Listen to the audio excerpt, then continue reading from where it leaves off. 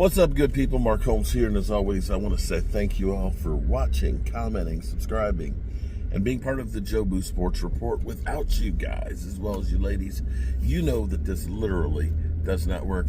I'm here actually at my friend Richard's house, and he is a die-hard Steeler fan. In fact, he went to us to the Pro Football Hall of Fame some years ago, and definitely wants to go when they have the draft, not this year, which is in Green Bay, but next year, and it's going to be in Pittsburgh. So he's going to be going with us there as well.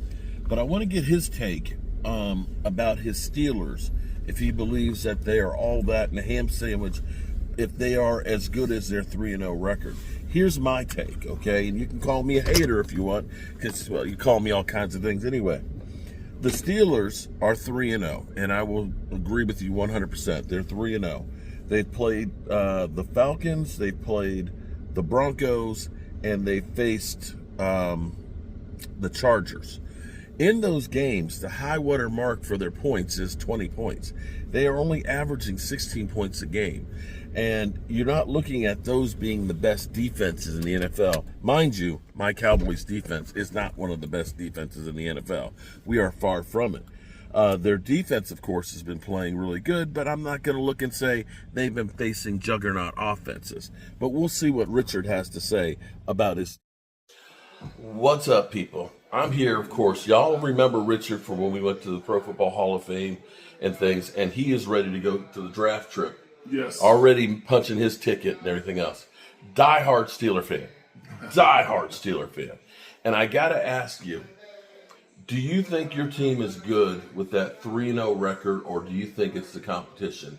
That's the first question. The second question is Justin Fields now a great quarterback? Okay.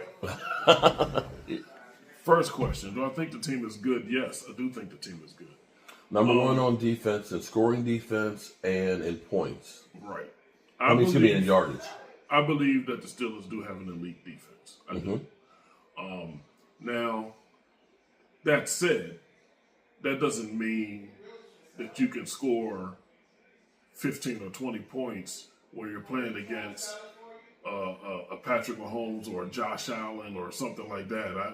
I get they have an elite defense, but that's a tall order to expect to only get that many points against those types of quarterbacks. So far you've had the Falcons, the Chargers, and who am I missing? The Broncos. The Broncos. Yes. I think Broncos, they scored 6 points. Yeah, they had a rookie quarterback. Yeah, okay, so, right.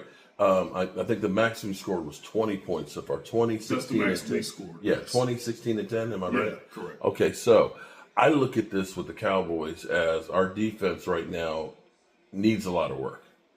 Losing Micah and losing D-Law, we don't have very many edge rushers that are even left on the roster right now. Yeah. One of which will be Carl Lawson, who's been brought up and back and forth off the practice squad. So we're not doing really good there, although we do have a few extra days of rest. But basically, I look at it as Cowboys' strength versus Steelers' strength. Your defense against our offense, although some people would be inclined to say our offense is not that much of a strength, but we've got over almost 1,100 yards passing in 4 games, so we're getting about 270 yards a game passing. Yeah, that's going to be an interesting game because, the Steelers are going to do everything they can to remove CeeDee Lamb out of that. Well, that's the key. So the Cowboys are going to have to, if the Cowboys want a chance to win that game, they're going to have to make Pittsburgh pay for trying to remove CeeDee Lamb. Right now, the Cowboys' running game is not the biggest threat in the world. Not at all. And all due respect to Brandon Cooks. Brandon Cooks is not doing those other receivers, but it doesn't appear to me that anyone has established themselves as a bona fide threat opposite of CeeDee Lamb as far as consistent. I'm going to say that the key player to me on that game is going to be actually Jake Ferguson. That's fair. The tight end, because Ferguson, the last 2 weeks has been basically coming back from that MCL injury. Hopefully this 10 days of rest will really help him. If he can go, that's going to have to be the guy. But see, that plays into the strength of the Steelers defense too, because we got 2 linebackers that can cover tight ends, and might be the deepest team in the league at safety, close to it anyway. Okay. We got guys that can run with tight ends. So it's going to be interesting to see. You know what I'm saying? And we don't have to double CeeDee Lamb to take him out of the game because Joey Porter can blanket him.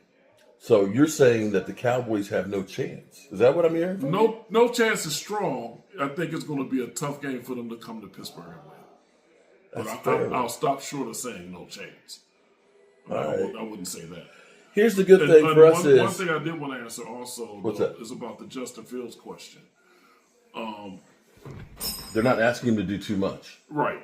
Justin Fields, right now, is a decent quarterback. 2 TDs, 1 interception. Yeah, he's not turning the ball over. He's playing within the offense. It could be a little more efficient, but at the same time, they've also been restricted him. So hasn't just been him not taking this shot or that shot. It's been they've been restricting him and then slowly opening up the playbook a little bit more each week. So we don't really know yet what the fully unleashed Justin Fields is going to look like in the Steelers offense. They've been trying to rebuild the guy and rebuild his confidence and not let him jump out there too much and I guess shatter his confidence and make too many mistakes and things like that, or put too much pressure on him to have to win the game. Yeah. So far it's been working out because the defense is elite and Justin has not been turning the ball over, and we've been fortunate enough to play teams that do not have high-power offenses, and so we've been able to keep the games close and play Tomlin ball. Now, we got another game coming up this week where that's probably has a good chance of being the case because the Colts and Anthony Richardson having some problems at quarterback, and 9 times out of 10 they're just going to get compounded with Pittsburgh because I think the guy's in trouble against our defense. We'll see.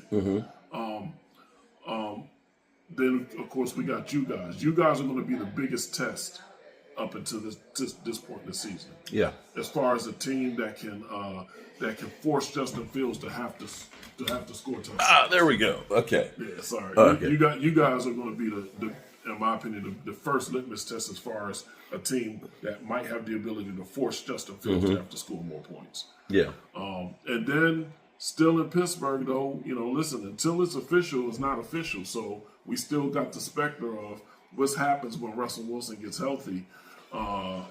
Situation. There's a lot of people that are like, Justin Fields proven he should have it. He should be the starter and all the stuff like that. If you're still winning, you don't make that change. The more they win, the harder it is to make. Yeah, that was the Dakism.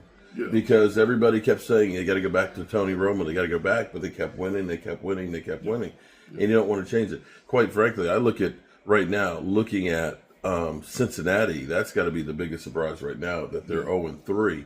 Cleveland seems to be. I'm amazed at how nobody talks about Deshaun Watson and the amount of money that he's making, but Deshaun Watson has not been anything, and so it looks like it's you. I was surprised Cincinnati's 0-3. Everybody talks about Joe Burrow as being great. Like he's the second coming of Montana, and he's not. Also, he struggles to stay healthy. And look, two of the biggest pieces on offense did nothing in camp. Nothing in camp at all. And I guess everyone just assumed they could just click the on switch and just go when the season started, but not the case. Yeah. And right now with the Ratbirds at 1-2, that's kind of amazing too. So, Richard, my buddy here, I've been saying for years that he needs to be doing the YouTube. I am literally the village idiot and don't know jack, but he actually has a lot of football knowledge. So hats off to my main man, Richard, here. And at least we can be sitting back and watching, seeing what they do against the Colts tomorrow. And really, we should actually be together watching that game together, but I don't know. Richard might get a little violent with the Steelers versus the Cowboys. I doubt it. I think we should try to make that work. We should look into that. All right, there you go. Yeah.